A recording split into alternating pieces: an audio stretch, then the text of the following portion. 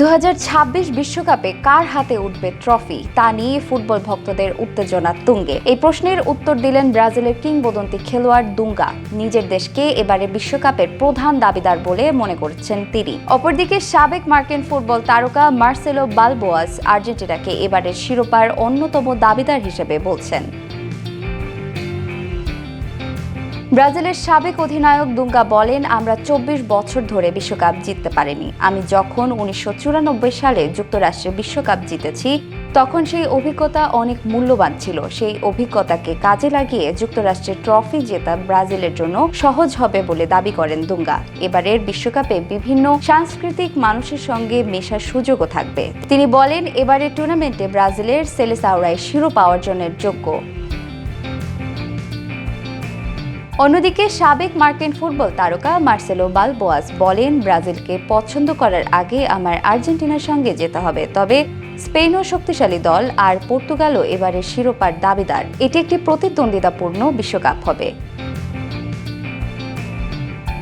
Washington ডিসিতে বিশেষ অনুষ্ঠানে মিলিত হয়েছেন আন্তর্জাতিক ফুটবলের কিংবদন্তিরা।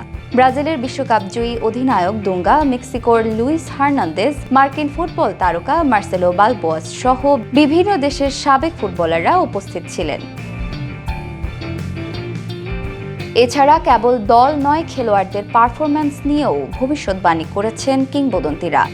ব্রাজিলিয়ান কিংবদন্তি ফরাসি তারকা এমবাপ্পে এবং নরওয়ে আর্লিং হল্যান্ডকে এবারের ওয়ার্ল্ড কাপে গুরুত্বপূর্ণ ভূমিকার জন্য চিহ্নিত করেছেন। অন্যদিকে সাবেক মার্কিন ফুটবল তারকা মার্সেলোর নাম নিয়েছে ইয়ামালের। কিংবদন্তিদের বলেন, এই খেলোয়াড়রা 2026 বিশ্বকাপে দুর্দান্ত পারফরম্যান্সের মাধ্যমে ভক্তদের নজর কাড়বেন এবং ম্যাচের উত্তেজনা ও খেলার মন আরও উজ্জ্বল করে তুলবেন। এদিকে ফুটবলের মহাপ্রতিযোগিতার আগে এই মন্তব্যগুলো ভক্তদের আগ্রহ আরও বাড়িয়ে দিয়েছে।